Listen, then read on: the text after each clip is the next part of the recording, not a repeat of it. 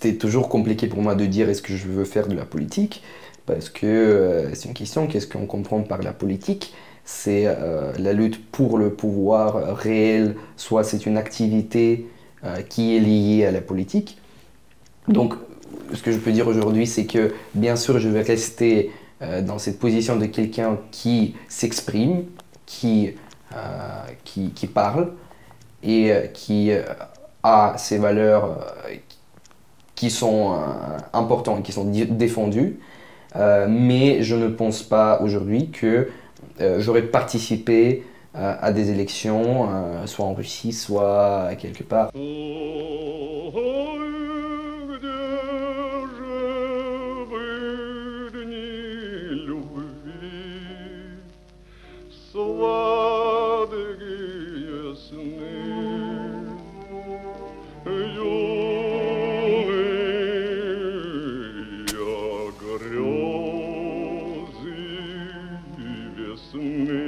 Alexandre, Sacha donc. Bien savoir que Sacha, c'est pas un nom en entier, Oui. Comme pensent les Français. Donc, de nom de famille, Lavute. C'est ça. Sans le E à la fin. Oui. Très bien, à souligner. Je vais piquer une formule de début des émissions à quelqu'un dont je regarde parfois les émissions sur YouTube, le Thinker Review. Je vous demanderai de vous présenter succinctement. Parce que je ne sais pas comment dire autrement. Vous avez 18 ans, mais c'est peu. Mais vous avez vécu trop de choses. Et si vous pouvez les raconter brièvement pour qu'on puisse comprendre à qui j'ai affaire. Oui, bien sûr. D'abord, merci de m'avoir invité. Je vais commencer d'abord par ma famille, puisque j'étais nommé d'après le nom et le prénom donc, de mon arrière-grand-père, Alexandre Lavute, qui était en dissidence soviétique, un militant pour les droits humains, qui a participé dans beaucoup de projets d'une petite opposition démocratique en URSS, en faisant des bulletins, des petits almanachs qui rapportaient quelle est la situation en fait avec les droits humains en URSS. C'était dans les années, ça a commencé dans les années 1970. Et puis ça a abouti notamment à la création de le groupe de Helsinki à Moscou, donc le groupe des militants pour les droits humains qui pouvaient en fait donner de l'information sur les droits humains en URSS à la communauté internationale. Et puis en 1980, c'était l'une des dernières grandes vagues des répressions contre les dissidents soviétiques, déjà à l'époque de Brejnev. Il a été arrêté et condamné à 3 ans des camps. Et puis en sortant, il a été arrêté de nouveau et accusé de la même chose, de la diffusion de la propagande anti-soviétique. Et cette fois-ci envoyé dans le nord du pays en exil, de 3 ans également. Et voilà, donc il y a ce background, comme on peut dire, et mon père et ma mère ont été toujours ouvertes à la politique. Ils avaient une position civile très articulée. Et donc, de mon petit âge, j'entendais quelque chose sur ce qui se passe. Qu'est-ce que vous entendez par le petit âge, étant donné que vous avez 18 ans? Par exemple, quand j'ai 6 ans, on va à l'école. Mon père, il écoute la radio, qui est Eko Moskvy, qui était l'une des radios les plus... on peut dire, oppositionnaire à l'époque. Mais c'était pas une radio interdite, comme l'était dans les années 70. Non. C'était Voice of America. À l'époque de... comment ça s'appelle en français à l'époque de Medvedev, même à l'époque de Poutine après, c'était encore ouvert. je sais pas, en 2012. Mhm. Et donc, si j'avais des questions sur ce que dit le dicteur, Mhm. moi je peux demander et mon père, avec toute honnêteté, aura expliqué de quoi il s'agit. Et donc, j'ai grandi dans tout ce mélange des noms, des événements politiques. Et ce que je comprenais à 8 ans, c'est que Poutine, c'est quelqu'un qui est très corrompu Mhm. et que notre pays ne marche pas comme il devrait marcher. Et ça, à partir de 6 ans. À partir de 8 ans, on peut dire. Mhm. Mais peut-être je ne le comprenais pas explicitement, mais j'avais un doute toujours. Mhm. Et puis la chose importante pour mon parcours, on peut dire, c'est que quand j'avais 13 ans, mon père m'a envoyé à un projet éducatif où un groupe des adolescents, chacun étudiait sa famille. Et ça peut être une ligne familiale, ça peut être une personne, n'importe quoi. Et moi, j'ai choisi mon nom de la famille, donc étudier toute cette ligne qui est en fait la ligne de ma mère. C'est le nom de L'arbre famille. généalogique. Oui, oui, c'est le nom de famille de ma mère. J'ai pas le nom De quelle famille. origine? Juifs. Ce sont des juifs de l'Ukraine, de Bélarus, qui sont venus après la révolution à Moscou. Et donc, en étudiant tout ça, je me suis beaucoup inspiré. Et en 2019, il y avait des grosses manifestations à Moscou, puisqu'il y avait des élections au Parlement de la ville, qui ont été bien sûr volées par la Russie unie. Et même avant les élections, il y avait des grosses manifestations, puisque les candidats d'opposition n'ont été pas acceptés à participer. Et c'était les premières grandes répressions massives contre les manifestants, ce qui m'a beaucoup frappé. Et donc, en septembre 2019, je me suis dit, bon, je ne suis pas d'accord. J'ai vu une nouvelle en rentrant à la maison, qu'il y avait un nouveau arrêté. Et en rentrant, j'ai écrit un petit pancarte avec lequel je suis venu près de l'administration du président russe pour manifester mon soutien à ceux qui ont été réprimés. Quel âge? 13 ans. Et donc, c'était le début. Puis, il y avait un interview à un média local moscovite qui est The Village, qui m'a un peu lancé plus loin, puisque voilà, j'étais un peu connu dans les petits cercles moscovites, comme le plus jeune opposant, machin. Et voilà, pendant j'ai continué à venir près de l'administration du président russe pendant quelques mois, au moins une fois par semaine. J'ai remarqué déjà que... Qu'est-ce qui avait marqué sur la carte? Bah, c'était toujours quelque chose de différent. Pour la première fois, c'était la liberté pour tous les prisonniers politiques à arrêter d'emprisonner les gens pour rien. Et puis c'était des différentes pancartes. Après, j'ai déjà remarqué que les services de sécurité russes sont un peu intéressés par ce qui se passe avec moi. Parce qu'il y avait deux situations bizarres. Mais bon. Et pendant le Covid, puisque tout était arrêté, ni manifestation, ni rien n'était possible, j'ai commencé beaucoup à m'exprimer sur les réseaux sociaux. Et donc, bientôt, j'avais 1000, peut-être plus de followers qui me suivaient et à qui je parlais. Et bientôt, un projet est venu dans ma tête qu'en fait, il faut que j'enseigne les choses que je trouve importantes pour les teenagers de ma génération. L'histoire russe, l'histoire soviétique. Et comme ça, je suis arrivé au point de l'invasion de la Russie, le 24 février 2022, quand la guerre a commencé. Et j'étais fortement contre la guerre. Le 20 février, 4 jours avant, j'ai publié un grand texte où je disais non à la guerre. Et après quelques manifestations, nombreuses ou pas nombreuses, il était clair qu'en fait toute opposition à la guerre n'était pas possible dans ce pays. Tout le monde qui n'est pas d'accord doit soit aller à la prison, ce qui n'était pas bon pour moi, soit aller à l'étranger.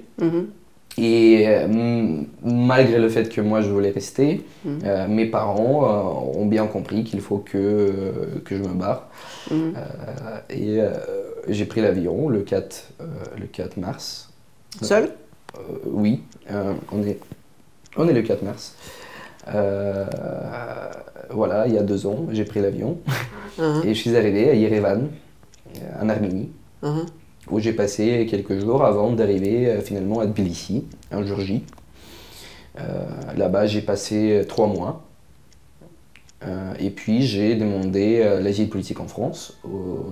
Depuis la Géorgie? Oui, dans l'ambassade. Parce que j'avais pas de visa européen et mon passeport, il devait bientôt s'expirer, pardon. Et donc, il fallait expliquer pourquoi j'ai besoin de laisser passer pour aller en France. Et donc, le 25 mai 2022, je suis allé en France, où j'ai lancé la procédure de demande d'asile politique que j'ai finalement eu confirmée. Pourquoi la France? Parce que il y a de la famille. Et pour mes parents qui ne pouvaient pas partir après que la guerre a éclaté, c'était très important que je sois avec quelqu'un et que je sois dans un pays où je peux continuer mes études. Parce que j'avais 16 ans et je suis parti au milieu de la 9e année de l'éducation, c'est-à-dire que j'étais en seconde. Et il fallait que je continue. Et la France, où j'avais ma tante, la sœur de ma mère, qui a dit qu'elle est prête à m'accueillir, c'était une bonne solution pour le problème. Vous parlez français déjà ou pas? Non. Puisque je suis venu en France plusieurs fois avant, je connaissais quelques phrases.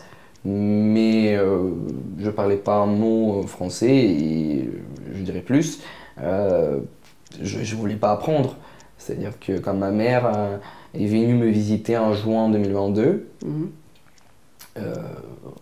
on s'est disputé parce qu'elle pensait que le plus rapidement possible, il faut que je fasse des études de français pour que je puisse étudier à l'école. Alors que moi, je parle anglais, ça va, il faut qu'on trouve une école internationale où je vais parler anglais. Mais puis, ma mère m'a forcé de prendre des cours de français avec une prof privée pendant l'été, puisque l'école n'était pas possible. Et donc, pendant l'été, j'ai étudié un peu. Et puis en octobre, j'ai finalement été accepté dans un lycée français international où il y avait une classe d'intégration pour les étrangers. Donc il y avait je sais pas, une vingtaine d'élèves des différents pays, la Chine, le Brésil, tout ce que vous voulez. Bien sûr, il y avait beaucoup d'Ukrainiens. Et donc là-bas... Comment ça se passait avec les Ukrainiens? C'était dur. Il n'y avait aucune comment dire, tout était bien au niveau de communication, il n'y avait pas de problème. Par contre, moi je parlais russe avec eux alors qu'ils parlaient ukrainien avec moi, donc c'était un peu le téléphone cassé puisque parfois je comprenais pas un mot d'ukrainien et donc je disais est-ce que tu peux dire en russe, et la personne disait en russe. Donc c'était un peu un jeu. Mais quand même, c'était dur beaucoup plus parce que je sentais ma responsabilité pour ce qui se passe. Je me rappelle d'une situation où j'ouvre mon téléphone à la pause et il est écrit que voilà, la Russie lance des missiles à Kiev maintenant. Et je rentre dans la classe où il y a cette fille qui vient de Kiev et qui pleure, qui sanglote, et moi je dois m'asseoir à côté d'elle. Et moi je veux disparaître, juste disparaître, parce que je comprends très bien ce qui se passe. Parce que je suis à côté d'une personne dont la vie a été détruite par mon pays. Et on peut bien sûr parler de la responsabilité, qu'est-ce que c'est, qui est responsable, qui n'est pas responsable, mais à ce moment-là, j'ai bien ressenti que pour moi c'est très dur. Voilà, mais sinon on était des bons copains avec les Ukrainiens et c'était beaucoup plus facile avec eux, puisque bien sûr que les Français ne comprenaient pas trop la raison pour laquelle on est là. Bah oui, la guerre, ok, mais les nuances, on peut dire. Et entre nous, tout était compréhensible, tout était clair entre nous, donc c'était facile de communiquer. Alexandre, Sacha, on s'est connus quasiment à LCI. Bah, en quelle classe vous êtes maintenant au lycée? Je suis en première. Pas terminale? Non. Donc vous avez encore 2 ans à faire en fait, au lycée. La classe non francophone, elle existe seulement en seconde, puisqu'en première, on a déjà les premiers examens de français.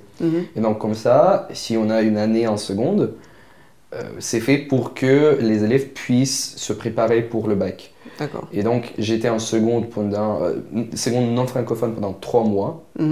Puis on m'a dit que c'est bon, tu pars. Allez, tu vas dans la classe ordinaire française. C'était dur au début, puisque quand même, je parlais, mais pas trop. J'imagine. Mais à la fin d'année, j'ai bien compris que j'ai appris le français et je suis venu dans la classe de la première sans aucun problème. Donc, encore 2 ans à faire avant le bac. Oui. Mais je vous vois déjà régulièrement sur les chaînes de télévision d'information françaises. Ça vous prend beaucoup de temps. Donc visiblement, vous visez à continuer votre, si j'ose dire, carrière politique ou dissidente. Pour moi, la perestroïka et le tournant vers l'Europe de la Russie a commencé par un film documentaire qui s'appelait à l'époque « Est-il difficile d'être jeune ?» Vous êtes aujourd'hui dans un pays qui est un pays démocratique, qui est un pays où il y a beaucoup de vieilles personnes, on parle beaucoup des retraites. Est-ce que en France, il est difficile d'être jeune? Ma première question, avant de poser une autre, est-il compliqué d'être russe en France? D'abord, sur la carrière politique, c'était toujours compliqué pour moi de dire est-ce que je veux faire de la politique, parce que c'est une question, qu'est-ce qu'on comprend par la politique? C'est la lutte pour le pouvoir réel, soit c'est une activité qui est liée à la politique. Donc, ce que je peux dire aujourd'hui, c'est que bien sûr, je vais rester dans cette position de quelqu'un qui s'exprime, qui parle et qui a ces valeurs qui sont importantes, qui sont défendues. Mais je ne pense pas aujourd'hui que j'aurais participé à des élections, soit en Russie, soit quelque part. Pour moi, ce qui est important, c'est que en étant à l'opposition, à n'importe quoi, je suis beaucoup plus libre que si j'étais quelqu'un qui lutte pour les électeurs. Là-dessus, on se ressemble, bizarrement. J'ai 3 fois votre âge, mais j'en raisonne exactement comme ça. Voilà. Parlons de la jeunesse. Moi, je pense que en France, c'est beaucoup plus facile d'être jeune qu'en Russie. Vous trouvez pourquoi? Parce que le ageisme, on peut dire, il est beaucoup moins explicite que dans les pays qui ont vécu l'URSS, où il y a une hiérarchie très articulée entre les jeunes et les vieux. C'est-à-dire que les vieux, même si on n'est pas d'accord, même si il y a quelque chose, ils sont toujours l'autorité. Ce n'est pas bougeable. Si personne est plus âgé que toi, d'abord, il a plus d'autorité que toi. Ah, respecte la vieillesse. Oui. D'accord. En France, ça existe bien sûr, comme dans tous les pays du monde, mais je trouve que ici on bouge. Et ici, l'âge ne fait pas une grosse différence entre deux personnes. Et deux personnes peuvent s'entendre très bien sans cette attitude on va dire, subordonnée à l'autorité. Mais vous ne confondez pas l'ageisme, comme vous dites, ou le respect de l'âge, le respect des anciens, oui. Autrement dit, avec l'archaïsme, tout simplement. Parce que j'ai, contrairement à vous, l'impression que la France, c'est un pays des vieux. Peut-être qu'on leur parle mal, mais c'est d'abord eux qui dirigent. J'ai l'impression que la jeunesse n'a pas vraiment de possibilité dans ce pays vieillissant d'Europe. Et ce n'est pas une question du respect des anciens. Alors, il y a deux choses. D'abord, quand j'étais en Russie, ce qu'on me disait, c'est que tu es un teenager, rentre à la maison et fais ton devoir. Là, c'est ton boulot. Après, tu peux faire ce que tu veux. Là, tu as 14 ans, tu ne peux pas avoir aucune position politique, puisque tu n'as pas ni culture ni éducation. Donc là, tu vas et t'étudies. Alors que, donc en fait, la position d'une jeune personne qui participe à l'activisme, à la politique, n'est pas prise pour sérieux. Alors qu'en France, je peux dire que même s'il y a cet abîme énorme entre la classe politique et la politique elle-même et les jeunes, il n'y a pas cette idée que les jeunes n'ont rien à voir avec la politique. Au contraire, Emmanuel Macron, qu'est-ce qu'il a fait en 2017 ? Il est venu comme un politicien de nouveau âge. Et peut-être une nouvelle époque, pardon. Donc peut-être pour un certain nombre des gens expérimentés, il n'y avait aucun doute que c'est un instrument politique, mais quand même, son appui, c'était que son priorité, c'est une nouvelle génération et pas celle d'avant. Je veux dire que la jeunesse joue un rôle énorme dans la politique française, même si elle ne peut pas influencer directement la politique réelle. Que diriez-vous, en France, effectivement, le lycéen a droit de bloquer le lycée et de ne pas aller étudier parce qu'il s'exprime. Que diriez-vous aux Français qui, en contredisant cette liberté, avance plutôt l'idée des Russes, apprends déjà, et après tu vas t'exprimer. C'est-à-dire que vous faites partie de la jeunesse intellectuelle. Vous m'avez dit avant le début d'enregistrement que vous avez fait les études dans un lycée moscovite de maths de très très haut niveau. Donc effectivement, quand vous venez d'un classe sociale intellectuelle et votre niveau d'études est suffisamment grand, vous pouvez vous émerveiller que le lycéen a droit de ne pas aller étudier, mais vous avez un bagage. Et en France, on voit le revers de ce que vous trouvez positif, Les lycéens peuvent faire la grève, mais ils ont un niveau de connaissance assez médiocre. D'abord, c'est très important que vous avez rappelé le fait qu'il existe des blocus en France, ce qui m'a beaucoup étonné.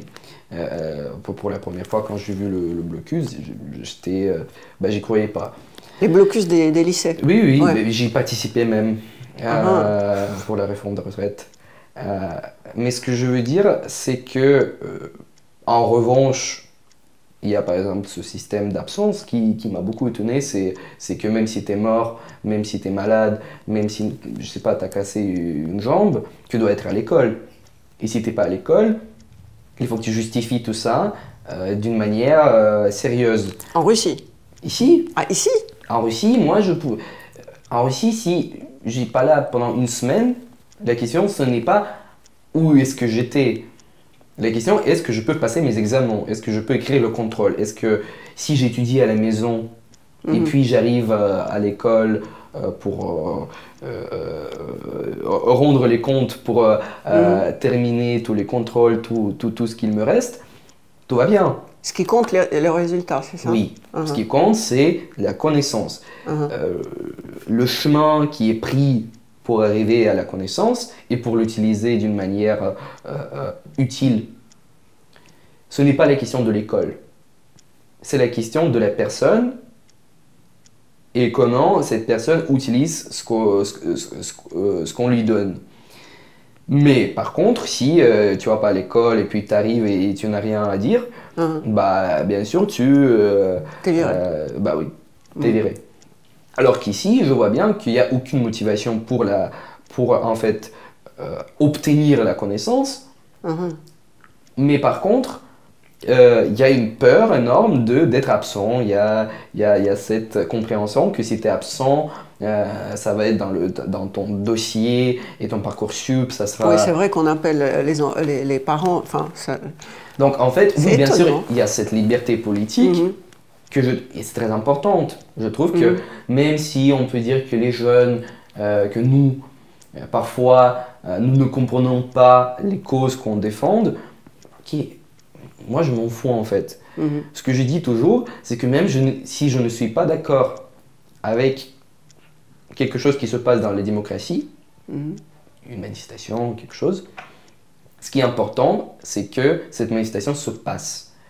Parce que si on a un droit, il faut qu'on l'exerce. Parce qu'on l'a vu très bien avec la Russie, dans les années 90 et 2000. Oui, on avait le droit, on avait une loi écrite, on avait une constitution où il y avait l'article 31 qui disait que tous les Russes ont le droit de s'exprimer librement, marcher dans la rue, s'ils n'ont pas d'armes. Ok, on l'avait, puis on ne l'a pas exercé. Et là, on ne l'a pas. Même si c'est toujours marqué dans la Constitution. C'est-à-dire que même si je ne suis pas d'accord avec les manifestations, je ne sais pas, contre la réforme des retraites, soit avec les manifestations pour la Palestine, ok. La question, c'est que ça se passe, et c'est ça ce qui est important. Parce que tant qu'on utilise le droit, on exerce le droit qu'on nous a donné, ce droit existe réellement. Et c'est très bien que les jeunes ont l'accès à ce droit et peuvent comprendre comment ça marche. Et peuvent comprendre que ça dépend aussi d'eux. Et que s'ils vont être apolitiques, s'ils vont être passifs, si ils vont être indifférents à ce qui se passe autour d'eux, ils vont perdre ce droit. Ça, c'est très important. Et je pense que la première chose qu'il faut, bien sûr, faire dans une Russie libre, et si celle-ci existerait, il faut bien sûr inscrire dans la Constitution le droit de grève et expliquer aux jeunes que leur boulot, ce n'est pas seulement de faire ses études, mais aussi d'être une force politique complètement indépendante, qui sera toujours là pour alerter le pouvoir que quelque chose ne va pas. Ça, c'est très important. Donc, on a répondu à la question, est-il difficile d'être jeune? plus ou moins. Est-il difficile d'être russe? Parce que vous étiez de la famille des dissidents et vous manifestiez votre désaccord avec le gouvernement russe, avec le pouvoir russe. Vous êtes maintenant en France. Bientôt, vous allez avoir un passeport français, je le souhaite, si ce n'est pas déjà le cas. Je sens que vous allez vous exprimer sur la France. Pensez-vous que ça va être compliqué pour vous d'exercer votre droit de manifester, de dire votre désaccord par rapport à ce qui se passe en France, ou pensez-vous que si tu n'es pas d'accord, rentre en Russie? Avez-vous peur de ça? Peut-être j'ai peur, mais ça ne va pas m'arrêter. Ma mère, elle me dit toujours, attends. Tu peux sentir ce que tu veux, mais il faut que tu comprennes en fait que tu es en France parce que tu es réfugié et on t'accueille. Tu es accueilli. Tu n'es pas invité pour parler de la politique.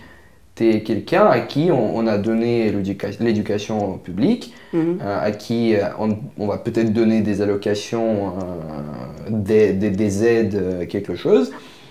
Là, il faut surtout pas que tu te mêles à une dispute politique française. Intérieure.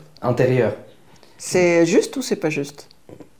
Peut-être c'est juste d'un point de vue pratique. C'est-à-dire, bah voilà, on m'a donné quelque chose et moi je dois remercier ceux qui m'ont donné.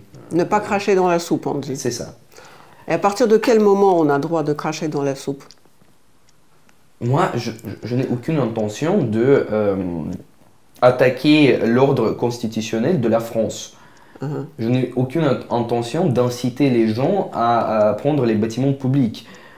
Mais vous êtes participé dans un blocus d'un lycée. Oui, peut-être. Because. J'ai failli dire «потому что» en russe. Ouais. Puis, je me suis arrêté pour dire «because». Et maintenant, je peux dire «parce que». Ouais. Excusez-moi. Parce que oui, le mélange des langues, ça revient parfois. Alors, j'y participé parce que on revient à mon idée du droit qu'il faut exercer.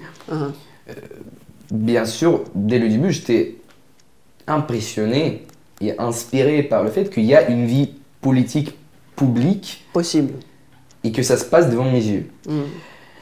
Mais parlant de la politique en France, d'abord, il y a toujours des connexions entre la politique russe, à laquelle je m'intéresse, avec la politique française. Et donc, j'ai une limite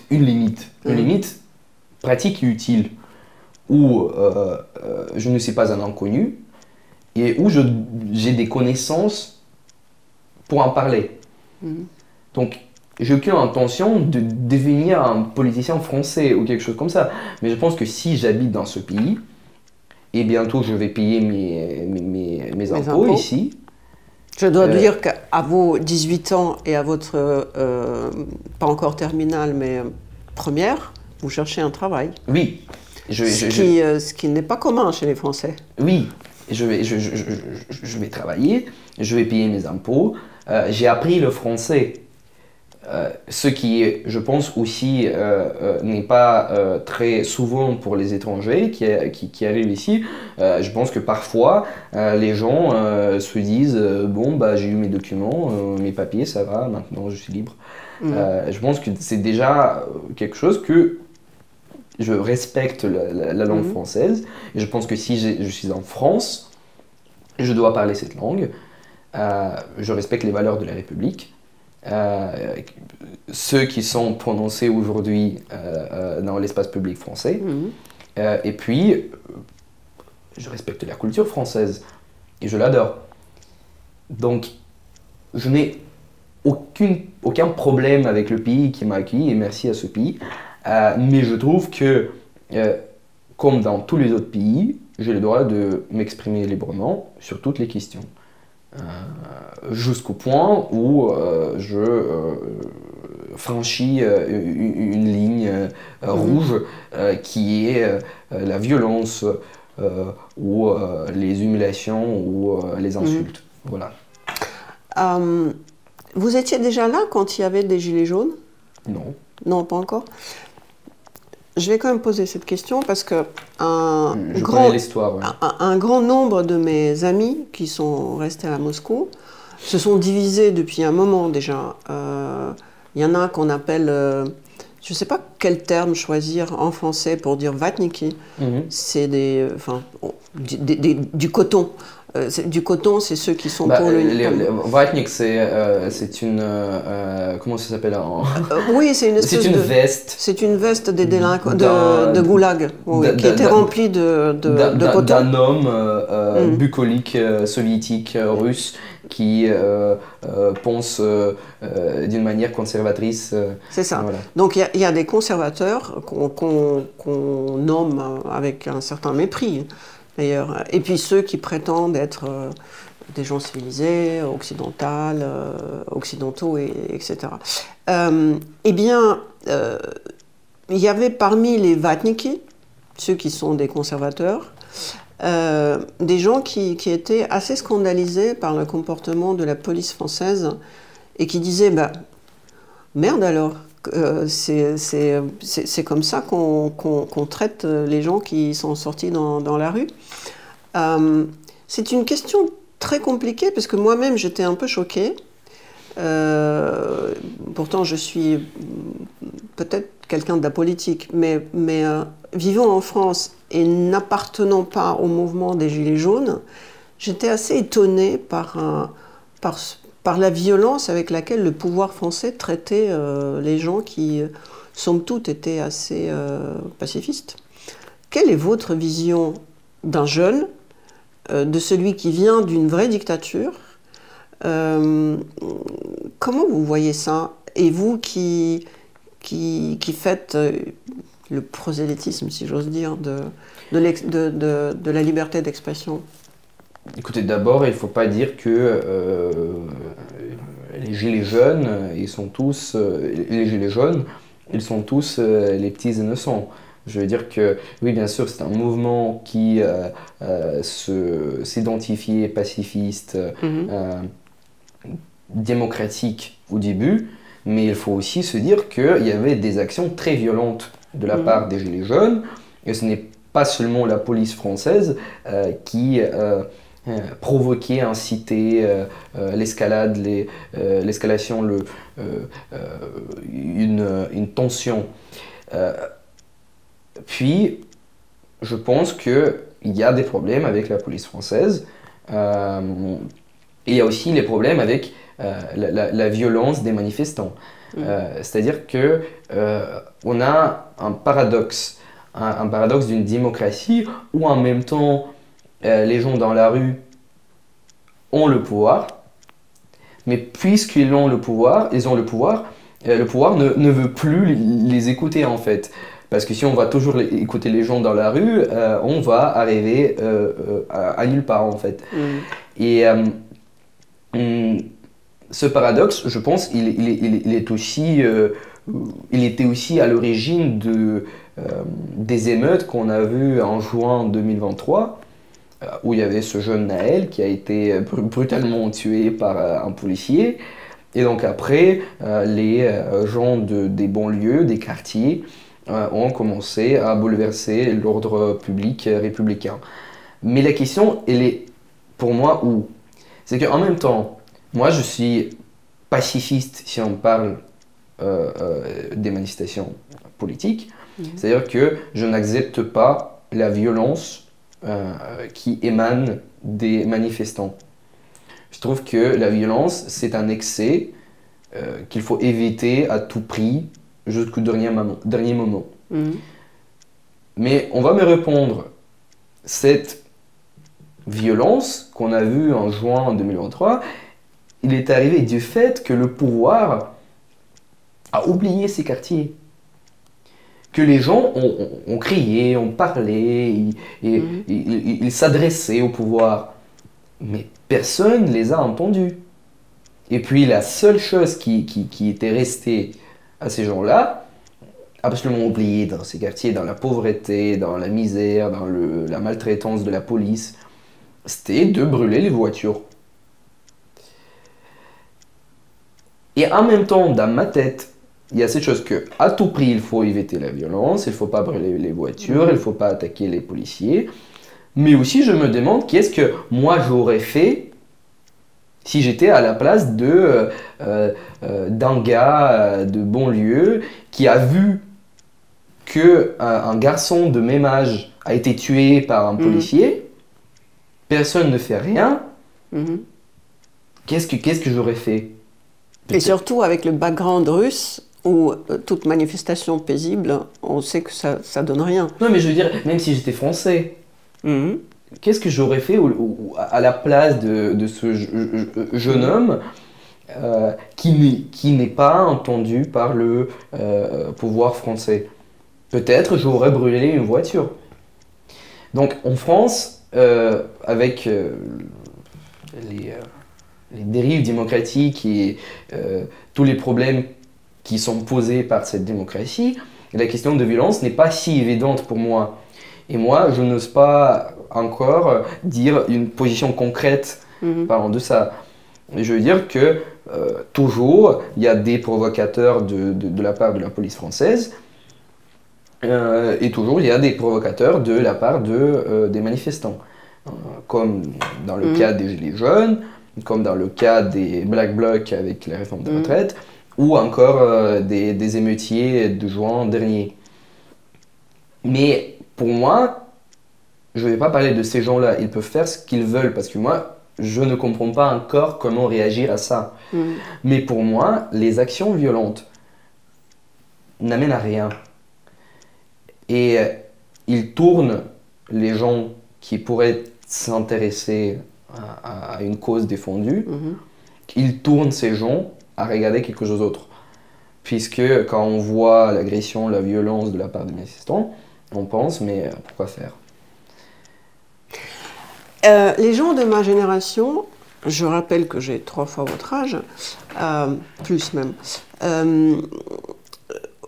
ont massivement immigré en Occident.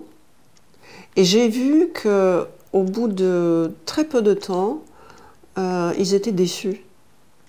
Et j'explique ça par le fait que les Russes ont vécu derrière un rideau de fer et ils ont créé un mythe d'une vie de derrière ce rideau de fer. Et ce mythe était comme un film très très beau. Et pour eux, la démocratie ou la vie occidentale, c'était une vie dans une chaise longue, avec pas de soucis. Et ils ont découvert que cette vie occidentale, elle est faite de violence, de revendications, d'impôts, de saleté dans les rues. C'était pas un film hollywoodien. Et du coup, ils étaient très déçus que derrière le rideau de fer, la vie n'est pas glamour.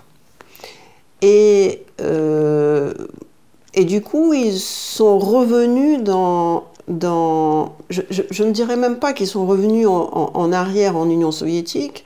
Ils ont commencé à sublimer, au contraire, la vie soviétique avec une espèce d'idée de l'ordre, parfois même de propreté. Les gens de votre génération, quand ils découvrent l'Occident, ils n'ont pas vous n'aviez pas ce rideau de fer. Maintenant que vous êtes installé pour longtemps, peut-être pour toujours en Occident, êtes-vous plutôt émerveillé, déçu? Quels sont vos problèmes avec l'Occident? Après le Covid, on peut parler d'un rideau de fer quand même. Et même si à notre époque, il y a l'Internet, il y a tout ça, quand même, on ne comprenait pas trop quelle est la vie européenne qui n'est pas touristique. Ok, bien sûr, il y avait des amis qui habitaient déjà en Europe.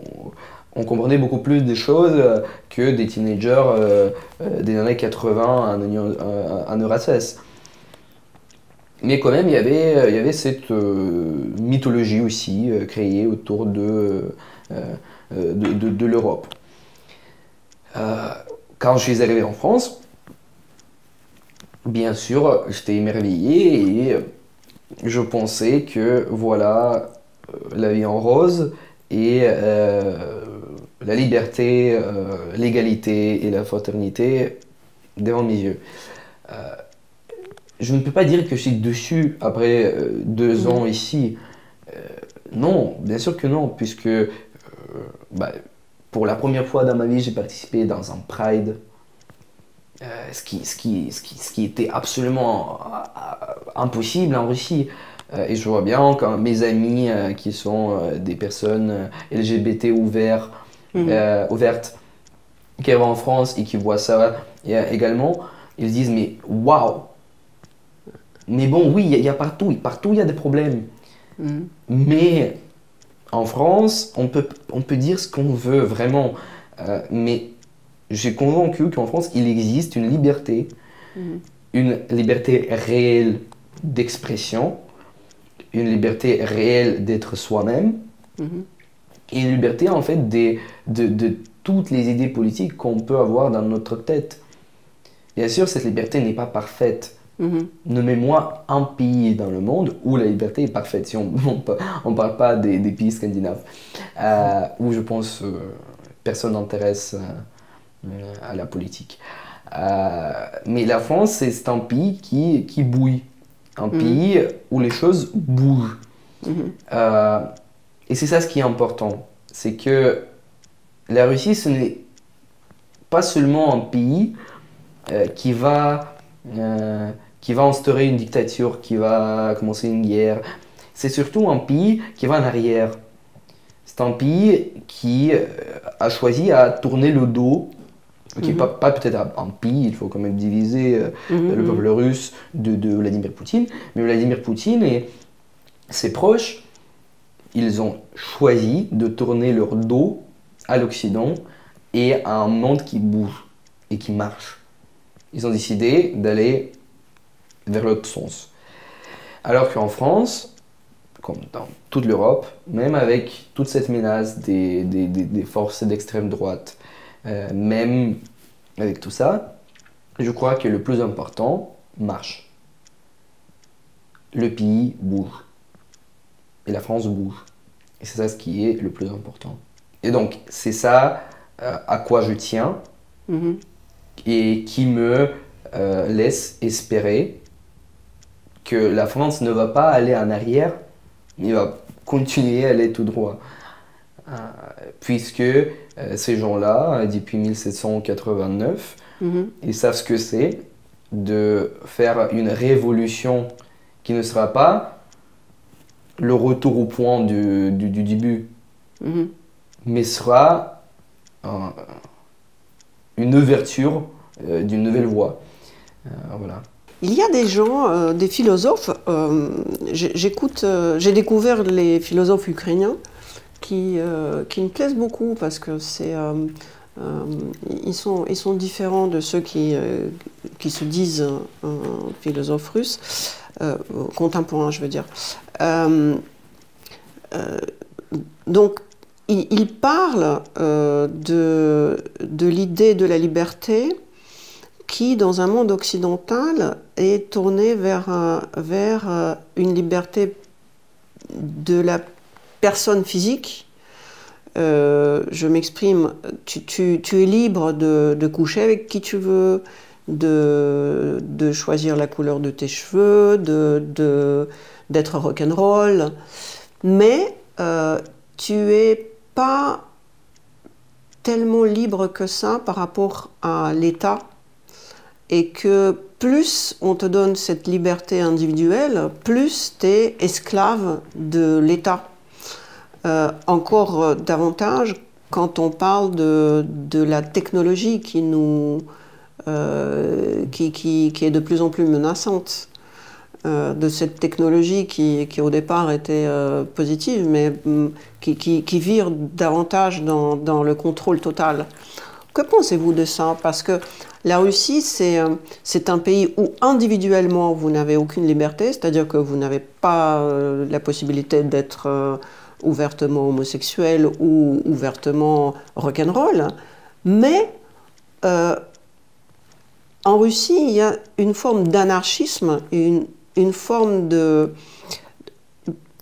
Je pèse mes mots presque de l'indépendance de l'État, à condition bien sûr que formellement vous ne l'énervez pas. C'est-à-dire que si vous acceptez de porter une uniforme, vous pouvez penser comme vous voulez dans votre espace personnel. Alors je pense le contrat social dont vous parlez, entre l'État qui fait ce qu'il veut et le peuple qui fait ce qu'il veut, à condition qu'il n'y a pas de contradiction entre les deux groupes. Ce contrat existait avant la guerre en Ukraine. Et c'est la guerre en Ukraine qui a posé ce paradoxe à Poutine, parce que en même temps, Poutine, dès les premiers jours, il disait les professionnels travaillent, et l'armée du contrat, l'armée éduquée, formée, va prendre le Kiev en 3 jours. Et puis, en septembre déjà, il a dû changer sa rhétorique de rester sur votre canapé et regarder comme l'armée russe fait son boulot. Il a changé, il a dit, en fait non, on a besoin de vous et on va vous mobiliser. Donc en fait, je trouve que maintenant on parle vraiment d'un état totalitaire où cet espace entre le peuple et l'État, dans lequel il existait une liberté relative, cet espace est fermé. Et maintenant, il s'agit de vraiment un état total, omniprésent, qui tente d'être omniprésent, mais n'a pas les moyens de la Chine. Mais si on parle de l'Europe, je ne pense pas que la liberté individuelle reste seulement individuelle. Je trouve que cette liberté va beaucoup plus loin. Bien sûr, il y a des limites qui sont posées très clairement, et on voit bien qu'il y a une classe politique, qu'il y a des frontières qu'il ne faut pas franchir, des lignes. Mais quand même, cette liberté existe. Et cette liberté permet aux gens d'écrire ce qu'ils veulent sur les médias, de créer ces projets, de créer ces médias en fait. Je ne pense pas que ça soit en quelque sorte totalitaire. Comme vous le disiez, je veux dire que vous pouvez faire ce que vous voulez à la maison en couchant avec qui vous voulez. Je vais essayer de m'expliquer, parce que vous venez d'un pays des dissidents. Oui. Oui. En Russie, il y avait cette dissidence qui était assez large. En tout cas, dans les grandes villes comme Moscou et Saint-Pétersbourg, c'était une communauté qui était une communauté underground, qui vivait dans les sous-sols, si on traduit le mot. Enfin, ça pouvait être des greniers, mais tu pouvais t'exprimer dans cette société qui, en soi, était quasiment un public, ta cible publique à laquelle tu t'adressais, et tu avais la réponse de la part de ces gens-là. Tu n'étais pas seul. Dans un monde actuel, par exemple, vos origines juives, par votre mère, quand je regarde ce qui s'est passé le 7 octobre et que, ne serait-ce qu'au niveau de la langue, en espace d'une semaine, les gens qui étaient des victimes sont devenus, dans l'interprétation de certains intellectuels, des génocidaires, des agresseurs. Je parle de ça, c'est-à-dire qu'aujourd'hui, même au niveau de choix des mots, tu tu es prisonnier des clichés qui te sont infligés par le pouvoir. Et le pouvoir, c'est aussi le vocabulaire. Et tu as de moins en moins de possibilités de t'adresser avec les mots que tu choisis, parce que tout de suite, tu t'es sanctionné. Vous le sentez pas? Je ne le vois pas du tout en France. Surtout pas le pays où il y a des gens qui... Je ne parle pas de la France, je parle de l'Europe? Oui, de l'Occident. De l'Occident. L'Occident, non, je ne pense pas. Je pense que... moi, je vois bien, en fait, ces différences entre la Russie où il y a des choses absolument interdites à dire, les choses qui se mettent sous les euphémismes, les choses qu'on ne prononce pas, alors qu'ici, non, le vocabulaire est complètement ouvert. Oui, bien sûr, il y a des clichés, et le génocide, c'est bien sûr le cliché parce que on essaie de faire un parallélisme de construction en disant que voilà, on avait la Shoah et maintenant vous commettez une Shoah. Bien sûr que non. Même si on comprend très bien que Israël maintenant commet des graves crimes de guerre, on ne peut pas l'appeler génocide. Mais les clichés existent. Oui, peut-être c'est l'excès de la démocratie occidentale. Mais on peut élargir. La démocratie occidentale, elle est en crise. Et on le voit bien que, en fait, les libéraux européens et même américains, qui étaient toujours une solution pour les deux groupes électoraux qui ne voulaient pas aller ni à l'extrême droite ni à l'extrême gauche. Ces divisions qu'on avait depuis la guerre froide, qu'il y a ceux qui veulent un socialisme comme une transition vers le communisme, et on avait des libéraux, les Chicago Boys, néolibéralisme et tout ça. Il n'existait plus, ces divisions n'existaient plus après les années 90, après la chute du mur de Berlin. Mais par contre, aujourd'hui, on assiste à un processus où les libéraux classiques européens perdent l'influence qu'ils avaient. Parce que les forces d'extrême droite, les populistes, les réactionnaires, les gens qui se nourrissent de la peur des gens qui sentent de plus en plus une insécurité, une obscurité de futur, une inquiétude par rapport à tout ce qui se passe dans le monde, ils se nourrissent avec cette peur en créant un ennemi extérieur et un ennemi intérieur pour achever ses buts politiques. C'est ça, je pense, de quoi il faut parler, mais pas de la liberté, parce que je trouve que cette liberté, elle existe, elle est réelle, et elle est totalitaire, en fait, cette liberté. Mais ils ne répondent plus aux besoins de la démocratie, qui sont maintenant de survivre une vague des politiciens qui vont à l'extrême droite. Je voulais vous poser une question peut-être autrement, parce qu'effectivement, je ne connaissais pas l'origine de votre nom. Moi, j'ai rien de juive en moi, mais j'ai toujours dit que ce qu'on appelle la culture russe, au fond, elle est faite par les Ashkénazes en Russie, parce qu'il y a énormément de gens dans la musique, dans la littérature, dans la science, tout ce qui fait le trésor de ce qu'on appelle la culture russe. C'est ça quelque part l'origine des endroits d'où viennent vos grands-parents, c'est ça? Grands-parents. Du coup, je suis très très sensible à ce qui se passe en Israël, et peut-être que instinctivement, ça me déchire le cœur d'accuser ce que fait l'Israël.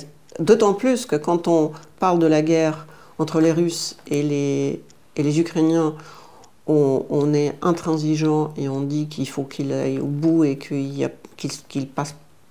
prennent pas les choses avec des pincettes. Et on exige les pincettes, des très très grandes pincettes de l'Israël. Du coup, je voudrais votre opinion. Aujourd'hui, les gens qui a une conscience occidentale, ils se trouvent dans une position très inconfortable. C'est-à-dire que le Sud global, les pays arabes, certains des pays d'Amérique latine, de l'Afrique, ils ne veulent plus de l'Occident. Ils étaient vexés par l'Occident depuis des siècles, à cause de la colonisation, de l'impérialisme, de soft power des États-Unis, de tout ce que vous voulez. Et ce ressentiment, aujourd'hui, il aboutit en fait à une sorte de refus des valeurs occidentales, de la démocratie, des droits humains parfois, de tout ce qui est le fondement de plusieurs pays, de nombreux pays de l'Occident. Et ce ressentiment, peut-être, il est mal exprimé, mais il faut se rendre compte qu'il existe. Et que la guerre en Israël, comme tout ce qui se passe en Afrique, comme tout ce que fait les pays arabes ou la Chine encore, ça rejoigne en fait cette idée que l'Occident perd ses positions. Ses positions d'un leader démocratique, moral, tout ce que vous voulez. Mais peut-être parce qu'ils ne sont plus leaders. Oui, c'est ça.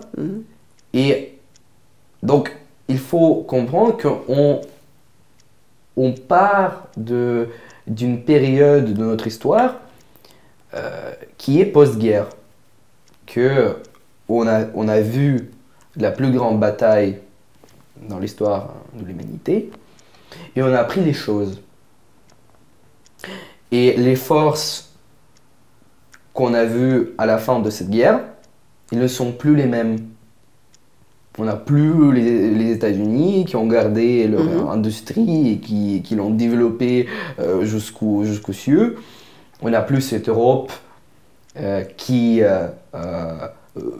demande la main des États-Unis pour reconstruire tout ce qui était détruit par les Allemands. Et on a le Sud, l'Est, qui dit qu'en fait, vous nous avez oubliés. On est là et on veut notre part dans ce monde. Et c'est pour ça qu'on est toujours sur l'idée qu'on a créé Israël. Et voilà, ce sont nos excuses pour la Shoah qu'on a permis à faire aux Allemands. C'est nos excuses pour le fait qu'on a refusé des exilés juifs. Ok, mais on n'est plus là. Israël existe. Israël est un État où il y a un Premier ministre qui est très à droite. C'est un État qui est armé. C'est un État avec une armée régulière qui est l'une des armées, des meilleures armées dans le monde. Et c'est un État qui est, comme tous les États du monde, en faisant de la guerre, peut commettre des graves crimes de guerre. Donc vous êtes en train de me dire que c'est pas parce que les Juifs étaient des victimes qu'il faut qu'ils deviennent aujourd'hui des agresseurs. Mais de la même façon, on peut dire que les anciennes colonies, qui aujourd'hui revendiquent leur part de gâteau, comme vous dites, ils veulent leur part. Vous n'avez pas dit gâteau, mais vous avez dit ils veulent leur part parce qu'ils étaient victimes de colonisateurs. Donc vous acceptez la victimisation des uns. Je n'accepte pas. Je ne dis pas. Je n'ai rien dit sur comment moi je vois cette revendication. Je dis qu'elle existe, ce ressentiment il existe, et il faut se rendre compte de toutes les conséquences de ce que revendiquent ces pays-là. La question, c'est que la conscience occidentale post-guerre, post-moderniste, on va dire. Ok. Ne permet pas à imaginer même qu'un pays comme Israël peut commettre les crimes de guerre. Oui, et on dit que la démocratie la plus stable du monde, qui est les États-Unis, bien sûr, qui maintenant doit faire face à un gars qui peut devenir un dictateur, on dit toujours que cette démocratie est l'exemple démocratique du monde. Alors qu'on sait très bien que même s'il y a une démocratie aux États-Unis, c'est aussi un pays qui a commis des graves crimes de guerre. Non, on ne va pas oublier Shoah. Non, on ne va pas oublier toutes les souffrances des Juifs. Moi, je suis juif. Pour moi, c'est très important, la mémoire sur tous les événements antisémites que l'histoire a vus. Par contre, je veux bien que s'il y a des crimes de guerre, on les note, on les rapporte dans le tribunal international et on juge là-bas ce qui s'est passé. Comme c'est avec les Ukrainiens, comme avec toute nation qui est en guerre. Parce que personne n'est protégé des crimes de guerre. Moi, j'aime pas le mot génocide. Le mot génocide est très fort. C'est un mot qui est manipulateur, qui est démagogique. C'est un mot qu'on utilise quand on veut articuler notre colère, notre désaccord, je ne sais pas quoi. Pour moi, il ne faut pas utiliser ce mot. Je suis d'accord avec vous, c'est-à-dire qu'aujourd'hui, pour dire que quelque chose est mal, on dit régime de Poutine. Et en fait, bientôt, ça voudra rien dire. Pendant les 2 ans de la guerre, on a bien compris l'axe du mal. En revanche, je comprends de moins en moins quel est l'axe de bien. Quel est l'axe de bien? Et qui font la ligne du bien. Qui fait du bien. Parce que l'Union soviétique, avec tout le mal que je pense de ce pays, c'était un négociateur entre le monde du bien et les terroristes. C'était un go-between entre le terrorisme et le monde du bien. Trickster. Oui. Et le problème, c'est qu'on a compris qui sont les mauvais. Et vous savez qui sont les bons? Bah non. Je sais plus. Je ne sais plus. Mais je pense pas qu'il faut... On assiste à un processus où, de nouveau, on cherche un regroupement. C'est-à-dire qu'on avait ces 2 groupes, la guerre froide, le libéralisme qui se battent avec le communisme et tout ça. Puis il y avait l'apaisement. Et là, il y a quelque chose qui nous dit qu'en fait, les gens cherchent cette niche qui sera leur protecteur, cette idée, ce camp, ce clan.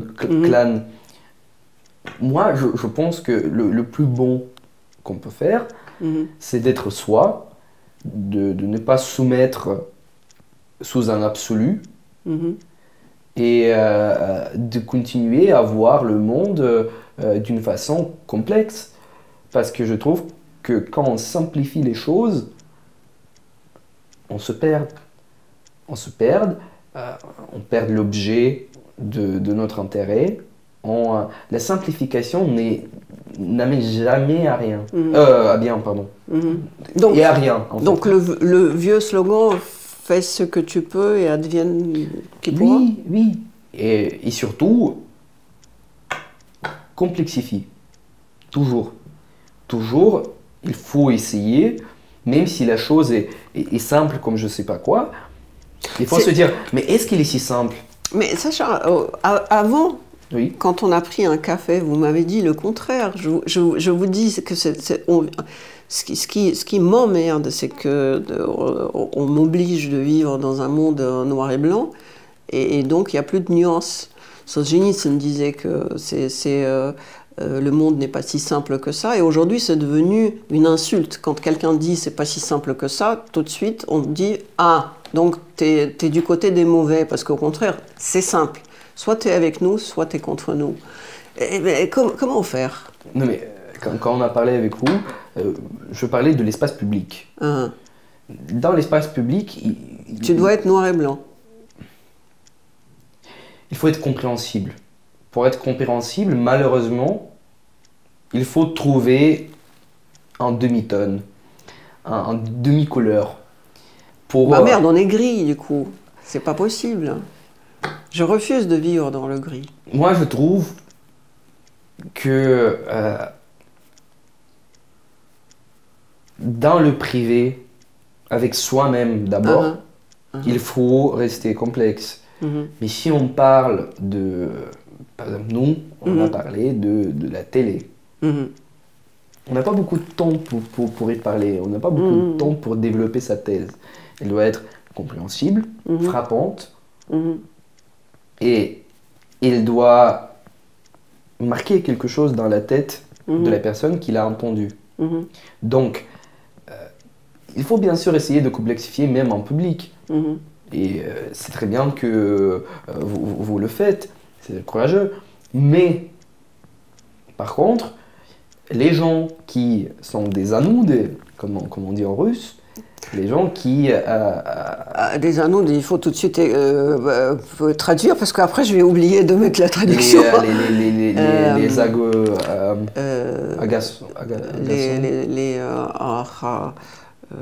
Des anneaux, ceux qui répètent toujours, bah oui, ceux qui radotent.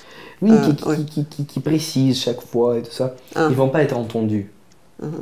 Pour moi, ce qui est important, c'est d'être entendu et de défendre les choses que je défends. Il y a des moyens pour en parvenir.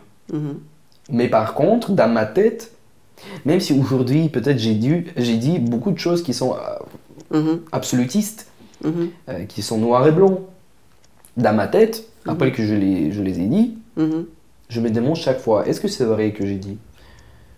Est-ce que c'est si simple? Il faut se demander des questions. Voilà ce qu'il faut faire. Il ne faut pas se dire que tout est sur la table, c'est bon.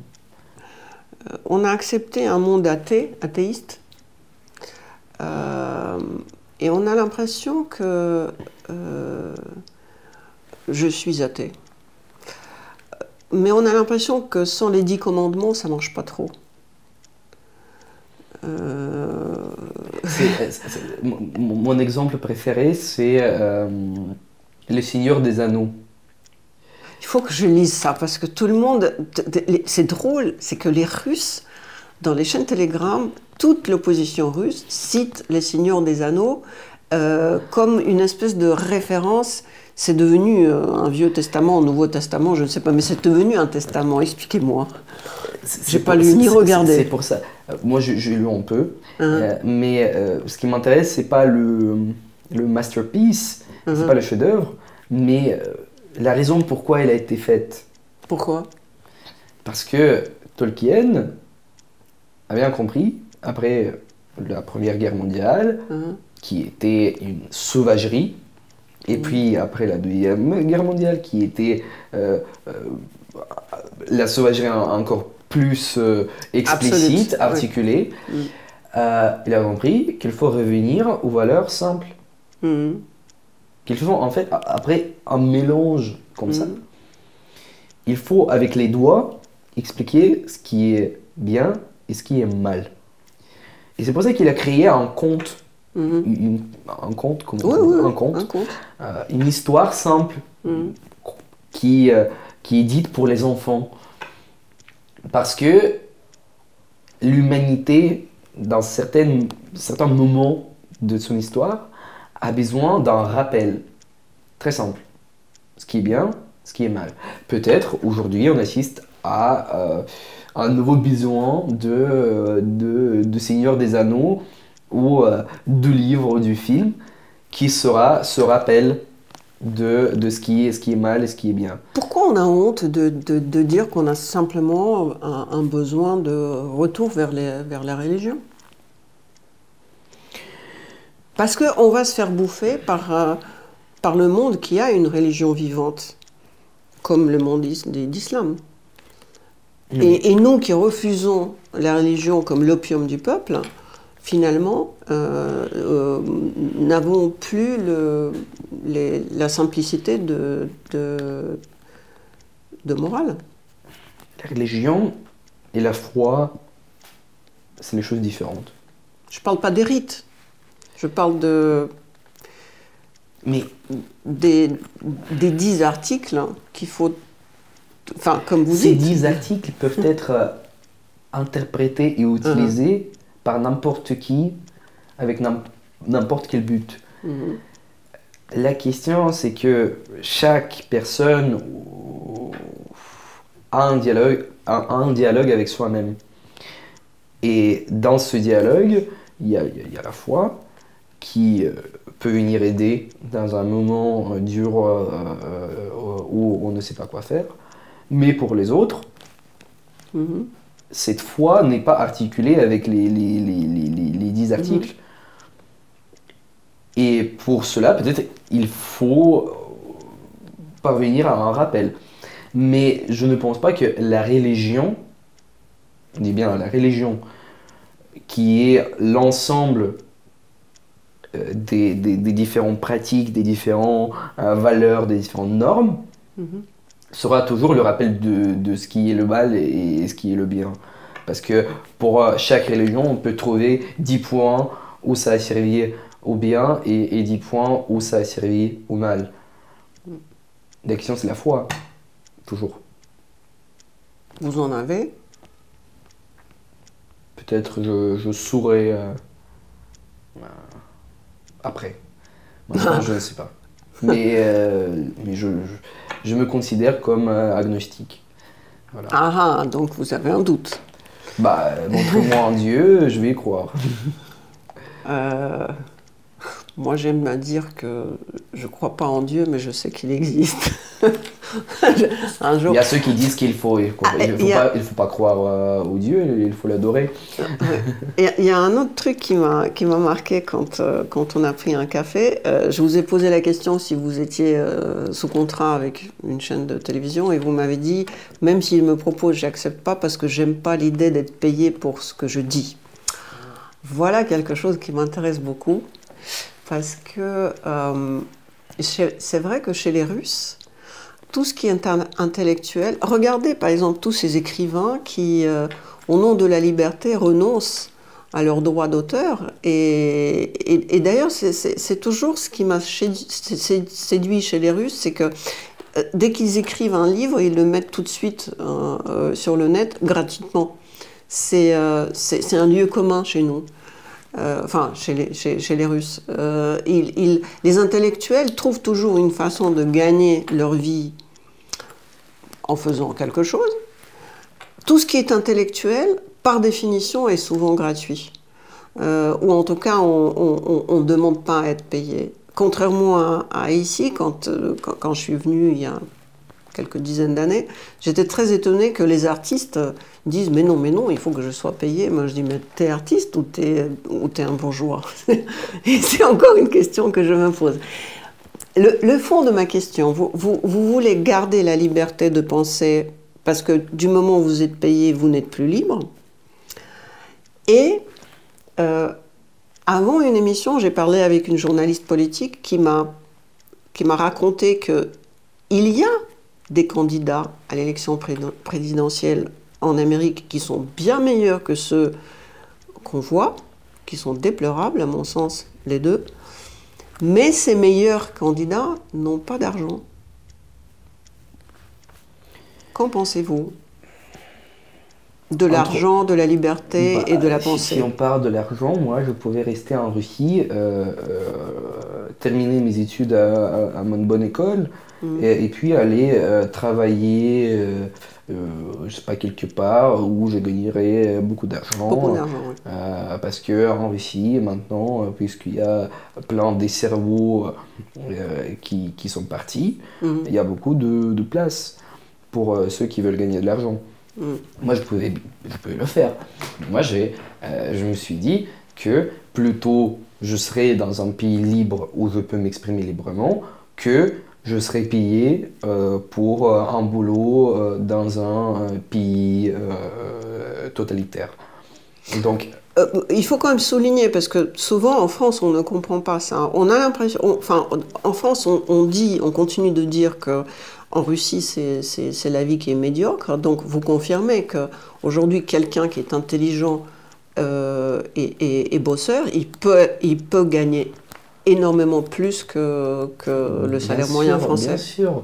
Si on parle des grandes villes, comme Moscou, Saint-Pétersbourg, ou peut-être encore Ekaterinbourg, ce sont des villes où il y a ceux qui gagnent de cette guerre, ceux qui prennent les places de tous les travailleurs qui ont décidé de partir. Parce que l'État a toujours besoin de technologie, il a toujours besoin de numérique. Et donc, il faut employer les gens et il faut leur bien payer pour qu'ils ne quittent pas le pays, pour qu'ils ne... Staline l'a fait autrement, il a fermé les frontières et donc... Poutine a peur parce que s'il va lancer les répressions maintenant, il ne va pas les arrêter. Donc il ne faut pas le faire. Et je pense qu'il le comprend bien. Mais on verra après les élections, tout peut arriver. La question c'est que il nourrit les gens pour qu'ils soient fidèles, loyaux. Comme dans toutes les dictatures, il y a cette classe moyenne qui est nourrie par le pouvoir et qui sera son appui à un moment de doute. Parce qu'on ne va pas les toucher pour la mobilisation, on ne va pas les toucher pour les répressions, parce que rarement ils vont se manifester d'une façon quelconque. Et par contre, c'est le peuple pauvre, le peuple qui n'a plus rien à manger, à porter. C'est lui qui va souffrir, en fait. Mais donc, revenons à la... Revenons, oui. Donc, on peut gagner de l'argent en Russie, mais ce n'est pas l'argent qui m'intéresse. Ce qui m'intéresse, c'est d'être soi-même, d'abord, de dire ce que je pense, et d'apprendre, de me former d'une manière suffisante pour que s'il y ait une turbulence, un bouleversement de la Russie, pour que je puisse y arriver et faire quelque chose qui soit utile pour ce pays. Parce que honnêtement, je veux que mon pays, qui est la Russie, et je ne vais jamais renoncer à cette identité, je suis citoyen russe, qui participe à la politique russe, je veux que mon pays soit civilisé, libre et pacifique. Et je vais faire mon mieux pour le faire. Mon but, ni en France, ni en Russie, ni quelque part dans le monde, ce n'est pas de gagner de l'argent. Mais d'où vient cette idée, Sacha? En fait, c'est ça, parce que vous êtes la deuxième personne dont j'entends, et je pense que je suis comme ça aussi. Être payé pour exprimer une idée, il y a quelque chose qui vous empêche d'aller au bout. Instinctivement, vous avez l'impression que si vous recevez un honoraire pour une idée que vous dites... Mais attendez, il faut quand même distinguer. Je veux dire que si on parle de... je sais pas... Si On m'a demandé d'écrire un texte pour un journal et de me payer 100 euros. Bien sûr, je vais le faire. À condition que je dise ce que je dis. Ce que vous pensez. Oui. Je dis ce que je dis. Excusez-moi, je suis fatigué. Je me suis levé à 6 h du matin. Je dis ce que je pense. Et que je peux le justifier et dire que j'ai écrit un article, on me l'a acheté. Mais par contre, d'être employé quelque part pour y travailler et parler, soit d'être membre d'une association, d'un groupe où je serai le représentant. D'accord. Ça vous gêne? Ça me gêne. Est-ce que vous pensez comme moi que la Russie, contrairement à une idée reçue qui est de dire que la Russie a donné au monde entier une très riche littérature, ou je ne pense pas, parce que cette littérature, elle est une variation de la littérature européenne. Philosophiquement, la Russie n'est pas très très riche. En revanche, là où elle a vraiment donné quelque chose de neuf au monde, c'est l'idée anarchiste. Est-ce que c'est l'anarchie qui parle en vous? Quand vous dites que je ne veux pas appartenir à un groupe, parce que... Et l'anarchie, quelque part, c'est pas quelque chose de négatif. Chez les Russes, bizarrement, le pays est très centralisé. J'ai un tatouage avec l'anarchie. Non. Oui. Bienvenue au club. Non, parce que je voudrais expliquer ça, mais avec vos mots d'un jeune, que la Russie est un pays très centralisé, mais les Russes ont une capacité d'autogestion qui est assez phénoménale. Oui, c'est vrai. Et ça, peu de gens connaissent ça ici en Occident. Et l'autogestion, c'est de l'anarchie. Dans un sens positif du terme. Je sais que vous ne l'aimez pas, mais je vais revenir au discours que Yulia Navalny a prononcé au Parlement européen. Non, j'aime pas Navalny. Oui, je sais, mais je vais parler de Navalny, de son discours, où il disait que, voilà, vous, les députés européens, vous allez vous préparer pour les élections maintenant, et imaginez que vous êtes dans la Russie poutinienne. Vous n'avez pas le droit de télévision, vous n'avez pas le droit d'un sponsor, quelqu'un qui va donner de l'argent, et vous êtes réprimé brutalement chaque mois. Et bah, mon mari, il a trouvé une solution. Et je pense que Navalny est un exemple aussi efficace pour parler d'une sorte d'anarchie. Parce que on a pris tout à Navalny. On a pris tout ce qu'il avait en quelque sorte. Et en même temps, dans un espace extrêmement serré où il était, il a réussi à monter son chaîne YouTube, il a réussi à monter son équipe, à monter les centres d'organisation de son parti, on peut dire, dans tout le pays qui était déjà quasi autoritaire, qui est autoritaire. Et donc, de côté intellectuel, de côté politique, de tous les côtés possibles, bien sûr, l'État russe a toujours cherché à serrer la société. Et d'abord la société qui pense et qui se demande des questions. Et dans cet espace serré, il existait bien sûr une sorte d'anarchie, si on prend ce terme, pour désigner un groupe de personnes qui seraient coupées des rapports hiérarchiques qui existent dans toute la société à part d'eux. Je m'écris. Ça va, si, je comprends. Et donc, ça existait. Peut-être moi, je suis élevé dans ces sociétés-là, où toucher à l'argent de l'État, soit des satellites d'État, ce n'est pas bien. Et peut-être j'ai amené ça en France. Mais par exemple, si je vais créer un projet et le ministère de la Culture français va me dire vous ne voulez pas notre aide pour votre projet? Bien sûr, je voudrais bien votre aide. La question de l'argent pour moi, c'est que je pense que, je le dis particulièrement parlant de la télévision par exemple.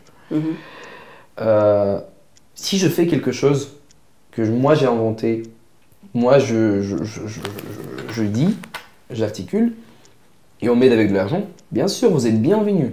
Par contre, si je dois me soumettre sous une politique des conditions, soit si c'est de l'argent qui est sale, bah moi je vais pas le faire. Bah, c'est drôle parce Vous que... allez me dire que tout l'argent est sale. Ah non, non, non, pas du tout ça, Okay. pas du tout. Parce que j'ai eu ce type de conversation avec un Russe que j'ai soutenu à un moment et qui continue de m'être sympathique, même si il a fait quand même pas mal de mal. Je parle de Pawlenski. Parce que quand il était venu ici en France, hein, il a obtenu le statut de réfugié politique, mais il a renoncé à l'aide de l'État parce qu'il a dit « je ne veux pas être payé par le système, quel que soit ce système, par le pouvoir, quel que soit ce pouvoir. En revanche, si tu veux, toi, me donner de l'argent pour que je puisse avoir un appartement ou autre, bah, je le prendrai. » Et du coup, c'est vrai que j'ai pensé, si j'étais une membre de la mafia, il accepterait parce que c'est privé. En revanche, le système de l'État français, il ne voulait pas. Donc, c'est une position, et là, il a le droit d'exister. Je suis pas d'accord. Oui, tout à fait, tout à fait. Voilà. Tout à fait. Mais c'est vrai que cette espèce de crainte de l'argent de l'État, elle vit en nous, et du coup, une question aussi que je voudrais vous poser. Nous, les Russes, on a tellement peur d'État, tellement peur de pouvoir, quel que soit, qu'on est devenu cratophobe.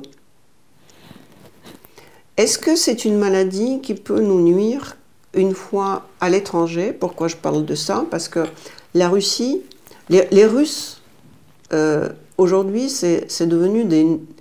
Il y a quelqu'un qui est dit après la guerre en Ukraine, les Russes deviennent les nouveaux Juifs. Parce que les Russes, Russes, les Russes bien, sont obligés de partir comme les Juifs sont partis de la terre d'Israël. Et maintenant, il y a même des projets de créer la méta-Russie. Il y a plusieurs personnes qui veulent créer une espèce de... Bilkovski, ou Yakovlev qui était le créateur de Journal Commerçante. Lui aussi, il veut créer la méta-Russie. Écoutez, sans frontières. On est tous là. On est les Russes. On est touchés par la guerre. On se sent des personnages centraux de l'histoire. Et on pense que la Terre tourne autour de nous. Non. Peut-être comme ça, mais plutôt que c'est quelque chose de spécial. C'est de jamais vu. Oui, peut-être cette guerre est terrifiante, elle est horrible, elle est énorme par les conséquences qu'elle donne à tous les pays qui y participent. Par contre, on assiste à un processus absolument naturel. Il y a un pays. Ce pays a subi une transformation. Puis, il est devenu une dictature. Ce pays est devenu une dictature. Puis, cette dictature, en cherchant de conserver son pouvoir, a décidé d'envahir un pays pour une raison quelconque, on ne va pas en parler, mais pour garder son pouvoir. Cet aboutissement guerrier est absolument logique. Voilà, ce n'est pas une histoire qui est de jamais vue, puisque les Russes qui ne sont pas d'accord avec la guerre, ils sont partis comme l'ont fait des Allemands il y a 100 ans, comme l'ont fait je sais pas, les Chiliens qui n'étaient pas d'accord avec le régime de Pinochet. C'est une histoire absolument normale pour les dictatures, pour les pays en guerre. Et on va en sortir. Il n'y a pas de tendance, il n'y a pas des similarités. On parle d'une histoire qui peut-être se rime, mais qui est toujours différente.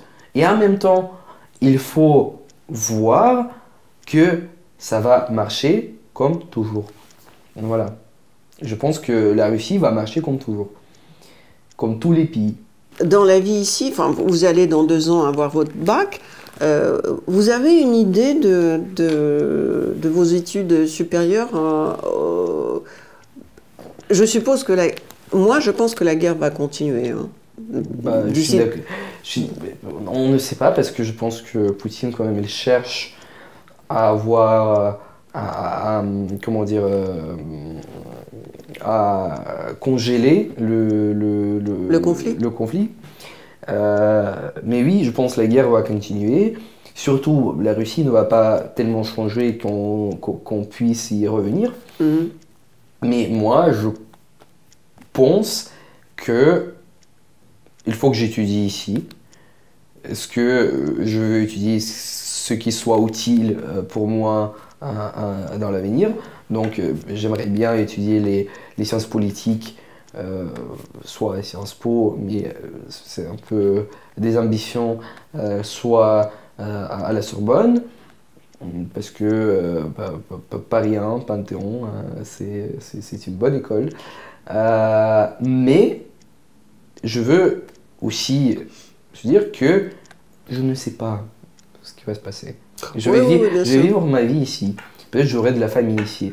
Peut-être j'aurai mes amis qui vont rester toujours ici et qui vont être parisiens ou français. Le fond de ma question, en fait, c'était un peu différent. Vous avez dit Sciences Po. Oui. Vous avez fait les études en Russie dans une école, dans un lycée de maths. C'est un lycée de maths, mais j'ai jamais étudié les maths. Ah, parce que moi, j'avais compris comme ça. Mais, ouais. Soit. Vous pensez que Sciences Po est encore quelque chose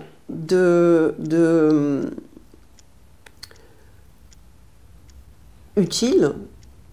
Il y a, surtout après la Covid, il y a un terme qui est apparu, des bullshit professions. Enfin, vous savez, tous ces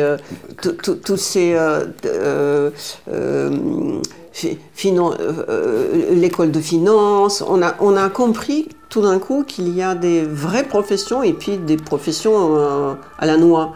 J'ai l'impression que avec la guerre, on a affaire avec une armée de technologues politiques qui répètent tous les mêmes choses et que c'est des bullshit de technologie. Écoutez, quand je parle de ça, j'ai toujours une blague que quand on me demande où tu vas étudier, moi je réponds je vais étudier le chômage. Parce que les sciences politiques, c'est du chômage. Mais c'est une... Et pourquoi faire alors? Parce que ça m'intéresse. Moi, je veux étudier l'histoire de la philosophie politique. Je veux étudier des différents régimes, des différentes sociétés, mais des différents États. Mais vous savez, pour ça, il ne suffit pas juste de prendre des livres et de les lire. Pourquoi il faut perdre 4 ans, 5 ans de sa vie pour étudier à Sciences Po? Parce que ces livres, vous pouvez les lire quand même, je me limite pas avec le Sciences Po. Je parle avec des différentes personnes qui soit ont étudié à Sciences Po ou à la Sorbonne ou d'autres universités. Je parle avec ceux qui enseignent ou qui ont assisté. Donc je suis encore à la recherche. Ce que je sais, c'est que je veux étudier les sciences politiques et je ne sais pas comment l'utiliser. Ça m'intéresse et depuis que j'ai 13 ans, j'ai un rêve d'être un journaliste politique, d'écrire sur la politique. Et je sais très bien que même si je sais écrire, il faut que j'ai du fond, du vocabulaire, des connaissances que je peux vraiment utiliser. Donc, c'est les sciences politiques. Et puis, on verra. Dernière question concernant une incompréhension qui m'est propre. Les gens bien de ma génération, enfin, quand je dis les gens bien, je ne sais rien, les gens qui étaient pro-occidentaux et pas du tout les vatniks, comme on disait tout à l'heure, se disaient tous les gens de droite. Il y avait, je ne sais pas si vos parents vous ont parlé du parti de la droite. Et quand je posais, j'ai jamais appartenu à aucun parti, mais quand je posais les questions à mes amis artistes, musiciens, écrivains, tu es de droite ou de gauche? Ils me disaient, mais bien sûr de droite. Ce bien sûr de droite m'a toujours étonnée parce que j'ai vécu en France. Et ici, tu poses la même question à un artiste, un chanteur, musicien, écrivain, il te dit bien sûr de gauche. À 18 ans russe en France, vous êtes de gauche ou de droite? De gauche. De gauche française ou de gauche russe? Je ne sais pas trop la gauche russe, parce qu'elle est un petit peu c'est ça le problème. C'est ça le problème. Par contre, je pense que mes valeurs sont beaucoup plus proches à la gauche européenne et à la gauche traditionnelle, au sens que je ne suis pas ni communiste, ni anarchiste, ni... on a un bon terme qui dit tout et qui dit rien, c'est le social-démocrate. En même temps que je suis d'accord avec la démocratie en tant que système politique, je pense que il faut travailler avec la société, et il faut travailler avec la société d'une manière sérieuse, où on prend la société comme le commencement de toute chose. Elle peut être politique, sociale, économique. Et sans une société où il y a une véritable égalité, il y a une véritable liberté, et cette société domine l'État, on ne va pas arriver à grand-chose. Voilà. Si on n'a pas tout ça. Donc, mais parlons de la Russie. En France, en Europe, partout, on a cette division. En Russie, c'est absolument... j'ai oublié le mot en français, извращено. Perverti, oui. Voilà. C'est complètement perverti puisque je pense que c'est vous qui parlez un jour sur LCI en disant que voilà, regardez Nemtsov qui prenait pour l'exemple Pinochet sur le plan économique, en oubliant de dire combien de gens sont morts c'est vrai sous sa dictature. Que Pinochet était l'idole des gens qui ont fait des réformes économiques en Russie. C'est compréhensible. Et l'allié principal de même Boris Nemtsov, c'était Margaret Thatcher, qui est accusée par toute la gauche de la création de néolibéralisme qui a tué tout le monde. Mais ce qui est important, la Russie a subi un État, peut-être pas de gauche, mais qui utilisait les valeurs de gauche à ses propres causes. Et donc, pour sortir de cette perversion complète de ce qui est la gauche, de ce qui est l'État, de ce qui est une politique d'un pays normal, il fallait aller à droite. Et si on regarde les Valença, si on regarde en fait tous les pays qui sont sortis du camp communiste, ils sont allés à droite, non pas seulement parce que leurs valeurs étaient plus à droite qu'à gauche, mais parce qu'ils comprenaient que si on va rester maintenant à gauche, on va arriver à un ressentiment de ceux qui aimaient le régime d'avant et on va se retrouver dans une nouvelle dictature à la soviétique. Donc, cette dérive droitière de l'opposition russe est complètement raisonnable. Et puis, la question, c'était comment construire une démocratie et pas un État qui est juste au plan social, économique ou quelque chose. La question, c'était de construire une démocratie. Et c'est pour ça que luttait Nemtsov, le nom Nemtsov. Il n'y avait pas de question d'un État social comme la France, il n'y avait pas de question d'État social comme l'Allemagne. La question, c'était juste de donner la possibilité aux gens d'élire ceux qu'ils veulent élire, en fait. Donc, et là, maintenant, en Russie, moi, je m'en fous, vous êtes de droite ou de gauche. On peut parler de, est-ce que vous êtes homophobe, raciste ou je sais pas quoi, ce sont juste des valeurs personnelles. Par contre, ce qui m'intéresse, c'est est-ce que vous êtes contre la guerre et est-ce que vous êtes contre Poutine. C'est ça, la division. C'est la division entre, on peut dire, le mal et le bien. Malheureusement, aujourd'hui, c'est comme ça. Et il faut se dire que même si quelqu'un est très à droite, Navalny, il était très à droite. Ah oui. Par contre, je l'aurais peut-être voté parce qu'il est une alternative à Poutine. Alternative qui tient aux valeurs démocratiques. Voilà. Il va falloir encore 1h30 pour parler de Navalny. Du coup, on ne va pas parce que c'est compliqué. Oui. Vous venez d'avoir 18 ans, vous n'avez jamais donc voté en Russie.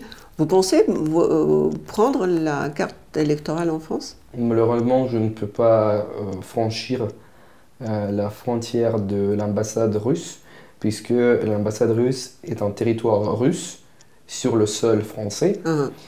Et en étant réfugié qui est protégé par la République française de tout ce qui est russe, oui, je comprends. Je ne peux pas rentrer dans ce bâtiment. Mais si vous aviez cette possibilité, ça serait quoi votre bulletin? Moi, j'aurais mis 2 points. J'aurais voté 2 candidats pour que le bulletin soit annulé. C'est-à-dire que c'est voter contre. Mais Navalny, il avait appelé à voter n'importe qui, pourvu que ça soit je pas suis pas Poutine. d'accord avec Navalny. Moi, je trouve que c'est très bête. Je trouve que pour moi, si on va compter quand même ce bulletin, où ça soit compréhensible que je suis contre tous, peut-être au moins une femme qui va corriger tout ça et qui va voir les bulletins, va se dire « Ah bon, il n'y a pas en fait trop du monde qui vote Poutine. » Oui, peut-être ils vont après corriger les résultats. Ils vont effacer toute la vérité. Mais je pense que si j'ai l'opportunité de испортить, bousiller, enfin, oui. De saboter, saboter. Le bulletin et les élections, et pour que ça soit visible pour ceux qui participent, moi je l'aurais fait. Bon. Dans une autre vie? Je ne sais pas. J'espère que... Non, mais c'est une question très difficile parce que moi, je ne comprends pas qui je suis parce que en même temps, je ne suis pas un citoyen français ni le citoyen russe. Vous savez, ce truc, il va vous poursuivre peut-être toute votre vie parce que à mes 60 ans, ayant vécu en France quasiment toute ma vie, On me rappelle toujours que je suis russe. Et c'est Moi, je vais jamais refuser même mon identité russe. Moi, je serais russe. Peut-être non, franco-russe. mais ça me dérange pas, mais c'est juste que vous êtes toujours une espèce de demi-citoyen français. Moi, ça me dérange pas, mais j'ai jamais voté en France, ni en Russie d'ailleurs, ni nulle part. Mais il y a une dame qui a écrit un livre, j'espère la recevoir un jour, qui s'appelle L'inconvénient d'être russe. Elle est parfaitement française. Et l'inconvénient d'être russe, parce que son nom de famille est russe, et c'est bizarre que avec un capital de sympathie russe en France, c'est quand même un inconvénient. Et je pense que ça va l'être de plus en plus. On verra. On verra. Bon, ben merci. Merci à vous.